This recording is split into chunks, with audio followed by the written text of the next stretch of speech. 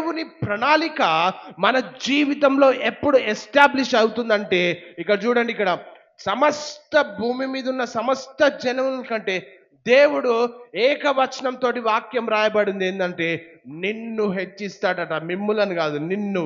అంటే individual blessing, ఆశీర్వాదంగా మనం చూస్తుంటాం. అయితే ఈ వాక్యంలో ముఖ్యాంశాలను కనుక మనం చూసినట్లయితే, ఒకటి, దేవుని ఆశీర్వాదము మెండుగా మన జీవితంలోకి రావాలి అంటే చేయవలసింది ఏందో తెలుసా? మొదటిగా విధేయత చూపించాలి. దేనికి విధేయత చూపించాలి?